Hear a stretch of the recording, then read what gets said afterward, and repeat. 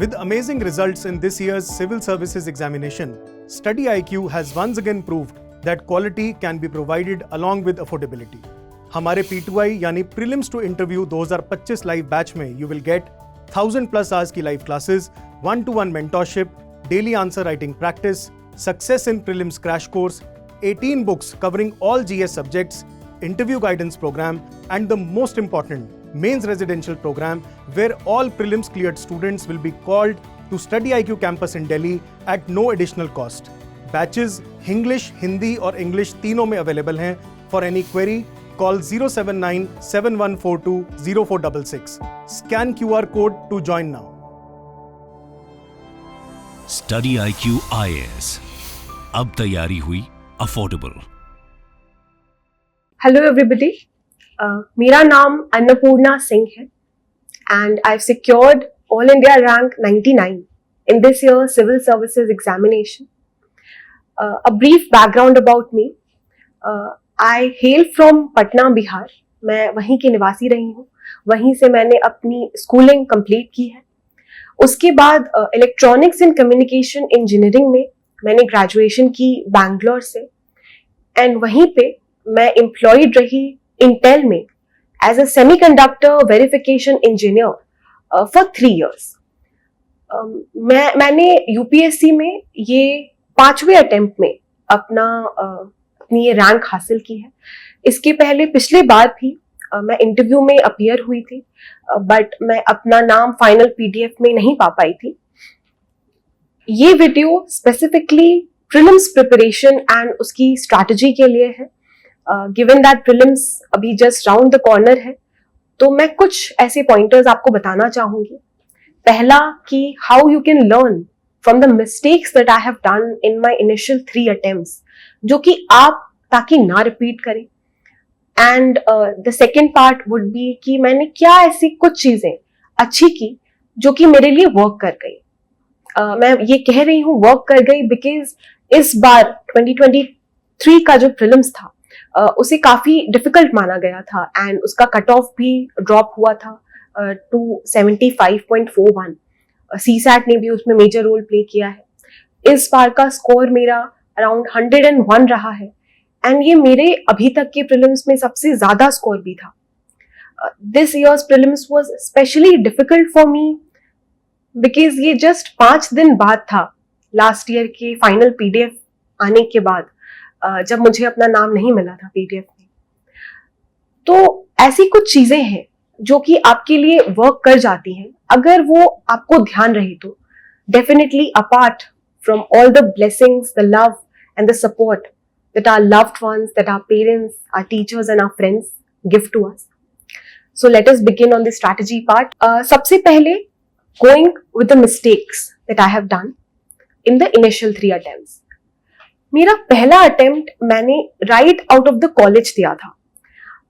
ये एक अच्छी बात है but the problem here lied कि मैंने जिस तरह की preparation की थी that was not up to the mark of the UPSC preparation. UPSC एक ऐसा एग्जाम है जो कि आपको हम्बल डाउन कर देता है. मेरी अपेक्षा में मुझे लगता था कि मैं बहुत ही ब्राइट स्टूडेंट हूं तो मैं एग्जाम निकाल ही लूंगी, एटलीस्ट प्रीलिम स्टेज तो निकाल ही लूंगी. एंड जब मैंने अपने पहले साल के स्कोर्स देखे थे तब मुझे ये रियलाइज हुआ कि ऐसा नहीं. मुझे इसमें ये भी गलती दिखी थी कि मैंने एनसीईआरटीज, पीवाईक्यूज, हमारी बेसिक बुक्स को भी इनफ अमाउंट ऑफ इंपॉर्टेंस नहीं दी थी और यहां मेरा पहला अटेम्प्ट वेस्ट हुआ. यहां मैं आपको ये लर्निंग बताना चाहूंगी कि स्पेशली जो कि नए एस्पिरेंट्स हैं, please do not rush into an attempt. UPSC के एग्जाम को हमें एज अ मीडियम नहीं ट्रीट करना है जिससे हम अपनी प्रिपरेशन को गॉज कर पाए. उसके लिए हमारे पास प्रीवियस ईयर पेपर्स भी हैं और टेस्ट सीरीज भी काफी अवेलेबल है मार्केट में. So you can take this learning back. इसके अलावा there was another issue in my initial attempts. Although मेरे scores improve हुए थे because मैं 3 साल साथ में प्रिपेयर भी कर रही थी अपने जॉब के साथ और सेमीकंडक्टर्स में जो जॉब प्रोफाइल थी वो काफी वर्टिकली अपोजिट थी जो कि यहाँ पे हमने पढ़ाई कर रखी थी. तो उस हिसाब से मेरा स्कोर जरूर इम्प्रूव हुआ था. इस वजह से मुझे होप भी थी कि मैं ये एग्जाम निकाल तो लूंगी. लेकिन द प्रॉब्लम हियर वाज कि time management, not just in the preparation stage but also in the exam stage.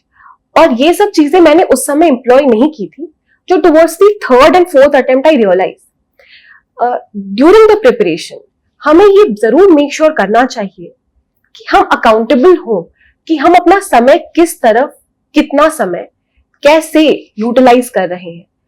इसके लिए एक रूटीन होना मेरी तरफ से मुझे ऐसा लगता है कि बहुत ही जरूरी है। जब से मैंने ये स्ट्रैटेजी एम्प्लॉय की थी, मेरी प्रोडक्टिविटी और एफिशिएंसी दोनों ही बहुत इंक्रीज हो गई थी।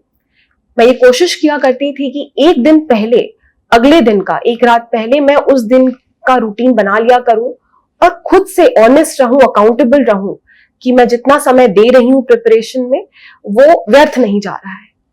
ऑल्सो अपनी स्ट्रैटेजी को भी इस तरह टाइम मैनेज करना जरूरी है कि ड्यूरिंग द पेपर ऑल्सो आप अपने क्वेश्चंस को सॉल्व कर रहे हैं in a strategic manner. Initial 2 attempts में मैंने ये गलती की थी कि पूरे 2 घंटे मैं 100 सवाल ही करने में निकालती थी एक बार।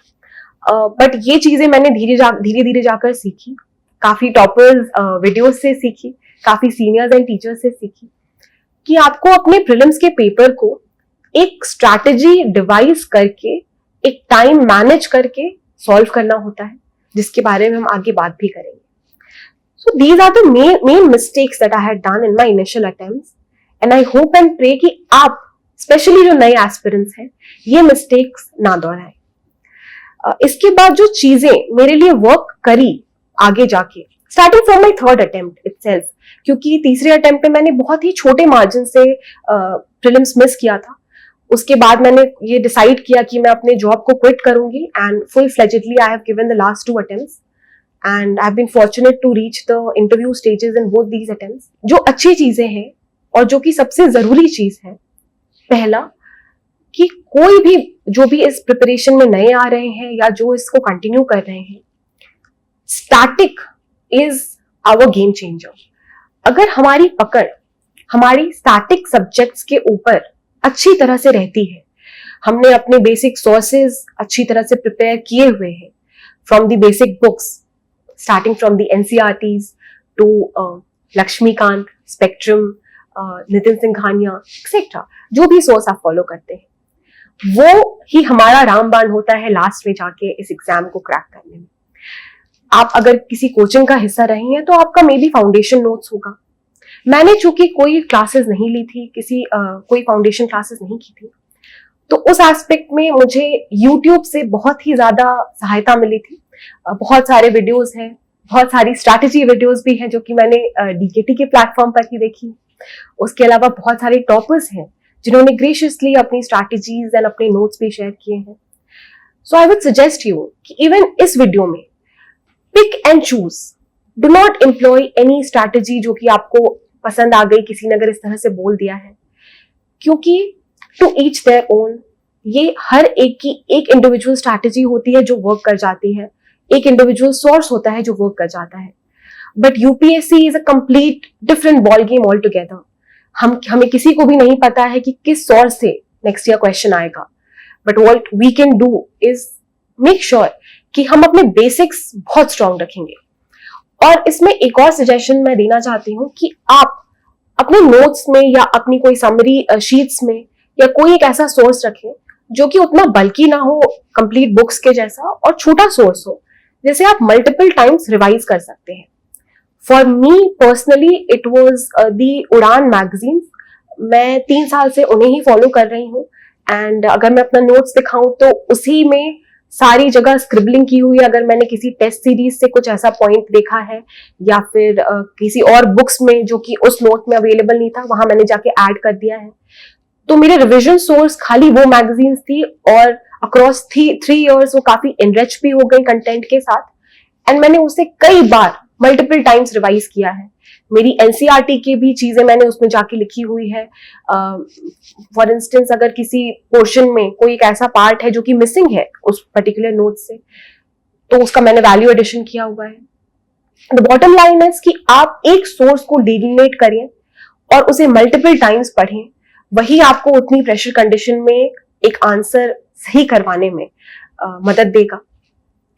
इसके अलावा मुझे लगता है कि PYQs and the syllabus, especially for prelims, the PYQs are the most important support that we can get.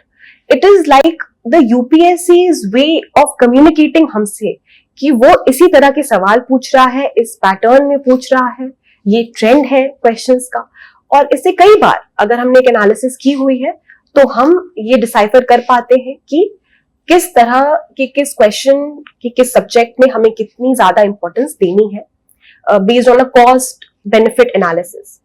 मेरा एक बहुत छोटा सा ग्रुप था मेरे दोस्तों का जहाँ पे हम PYQ एनालिसिस करते थे साथ में, और इनफैक्ट प्रीलिम्स के 10 दिन पहले मैंने ये मेक श्योर किया था कि मैं किसी भी कोचिंग के कोई भी टेस्ट सीरीज को नहीं टच करूंगी। आते हुए PYQs भी मैंने प्रीलिम्स के टाइम इंटरवल में ही, जो 2 घंटा होता है, प्रॉपर एग्जाम सिनारियो बनाकर घर पे ही देने की कोशिश की है, ताकि मैं अपनी स्ट्रैटेजी को यहाँ पे एम्प्लॉय कर पाऊं कि इतनी देर में इतने क्वेश्चंस, इस समय में बबलिंग, और कितने राउंड्स ऑफ क्वेश्चंस जो भी हमारी होती है पर्सनल स्ट्रैटेजीज, वो अपने PYQ में एम्प्लॉय करूं, और मैं UPSC के पैटर्न से भी अवगत रहूं towards those last final days. Apart from this, not running behind multiple current affairs sources has also helped me, मुझे ऐसा लगता है। मैंने yearly magazines follow की है, आप कोई भी सोर्स फॉलो कर सकते हैं। मैंने PT 365 को फॉलो किया था दोनों ही अटेम्प्ट में, और मैंने उसे ही अगर टाइम मिला तो रिवाइज किया, अदरवाइज अपने ही स्टैटिक जो सोर्स था वहां जाके करंट का ही कोई ऐसा टॉपिक लग रहा है जरूरी, वहां जाके लिख दिया।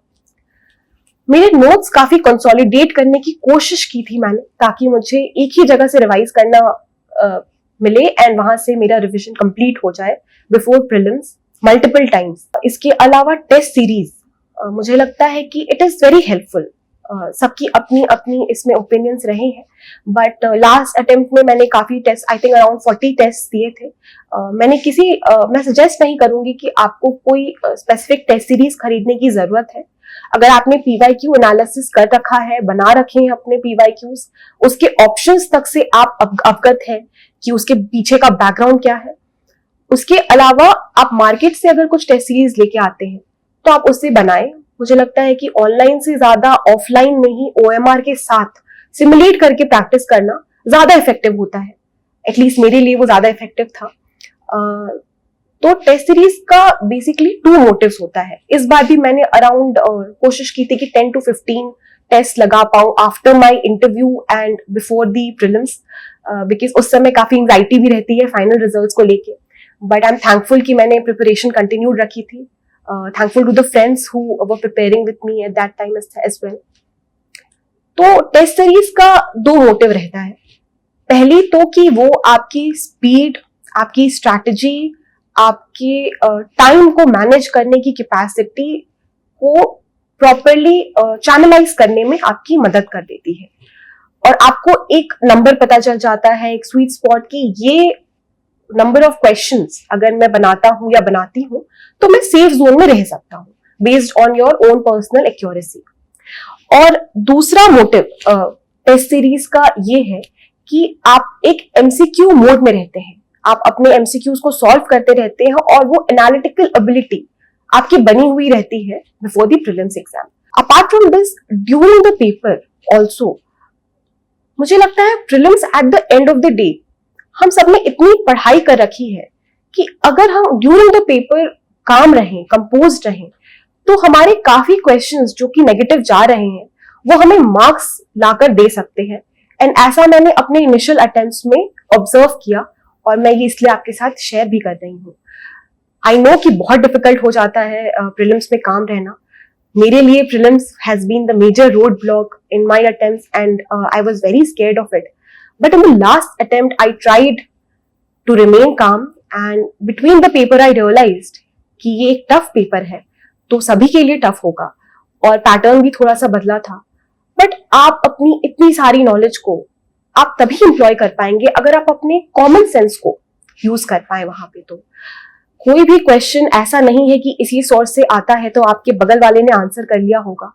अगर कोई भी इंसान उस क्वेश्चन को आंसर कर पा रहा है जो कि टफ है, जो कि अनकन्वेंशनल है, तो वो इसी वजह से कर पा रहा है कि या तो उन्होंने वो कॉमन सेंस लगाया है, या तो उन्होंने वो कहीं पढ़ा है और काम रहकर वो उस चीज को याद कर पा रहे हैं।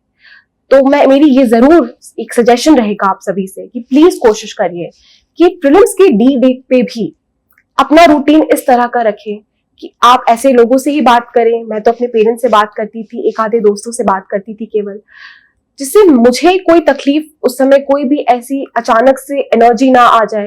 बी पॉजिटिव, पॉजिटिव रीइंफोर्समेंट्स लाइए। मेरे फादर ये कहते थे कि अगर गोइंग बाय द पेपर्स, अगर ऐसा है कि आप बैक टू बैक 10 क्वेश्चन भी नहीं सॉल्व कर पा रहे हैं, यहाँ पे उसी चीज का टेस्ट है कि आप किस तरह से स्ट्रांग रह पाते हैं।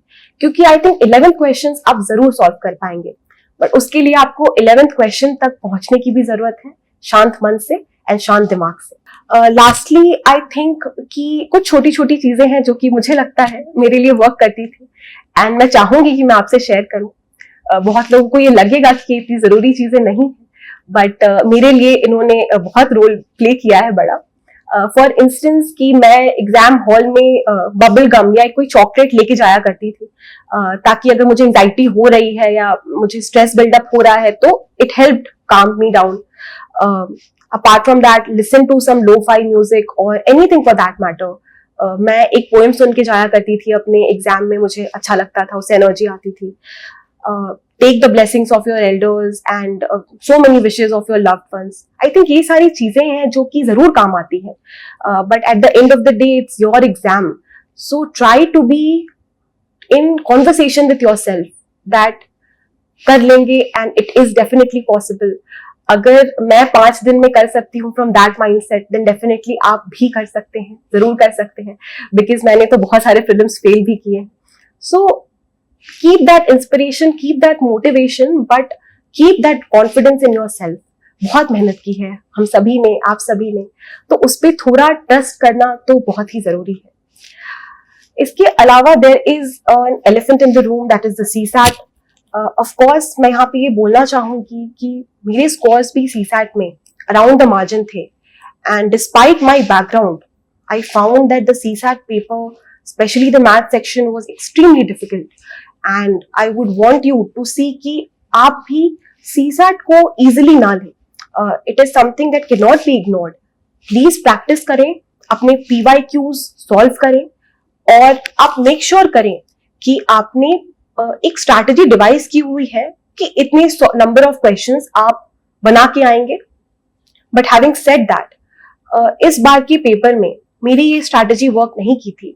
But what worked for me कि मैं थोड़ी सी ही मार्जिन से बट क्रॉस कर पाई कट ऑफ को, क्योंकि in between the exam I was adaptable and I chose to switch. मुझसे मैथ्स के क्वेश्चन नहीं बन पा रहे थे एंड मैं मैथ्स में मेरे हिसाब से अच्छी रही हूँ, बट मैंने उसे अपनी ईगो पे नहीं लिया और मैं स्विच कर गई English comprehension and logical reasoning पे।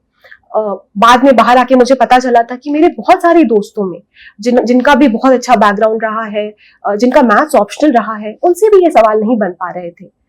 तो अगर आपने इन बिटवीन एग्जाम उस प्रेशर कंडीशन में अडेप्ट किया खुद को, you were flexible and you switched, you remained काम, यू वर थिंकिंग, तो थोड़े ही मार्जिन से भी लेकिन आप उस कट ऑफ को क्रॉस कर सकते हैं। But definitely the bottom line is that one must practice और अपनी पूरी तैयारी के साथ हमें जाना है और वहां पे जो भी आएगा हमें वो भी पूरी तैयारी से देखना है, उसे सॉल्व करना है। उसके अलावा ये सब चीज कहने के बाद मैं ये जरूर ऐड करना चाहूंगी कि ये सबकी अपनी अपनी इंडिविजुअल अप्रोच होती है। मैंने भी बहुत सारे टॉपर्स वीडियोस देखे थे और किसी भी एक स्ट्रैटेजी को एज इट इज नहीं एम्प्लॉय किया था। बहुत सारे टॉपर्स स्ट्रैटेजी से मैंने चेरी पिक करके चीजें उठाई थी जो कि मेरे हिसाब से मेरे एप्टीट्यूड को वर्क करेगा। तो मेरा ये आपको सजेशन भी है कि इधर से भी आप वही चीजें प्लीज उठाएं, वही चीजें एम्प्लॉय करें जो आपको लगता है कि it can work for you. अगर मेरे किसी भी सजेशन से आप में से किसी का भी कोई भी हेल्प होता है, then I would be successful. I would definitely try to share all my resources and the strategies as well in the coming days. And I'm really thankful to the entire community. There is a mutual appreciation and a mutual support in among the aspirants, and I think ये बहुत ही crucial है from our seniors too and from our peers as well, जिससे हम continue कर पाते हैं इस preparation में, which is so gruesome. All my very best wishes to all of you, and I'm sure that you will rock the upcoming films. Thank you.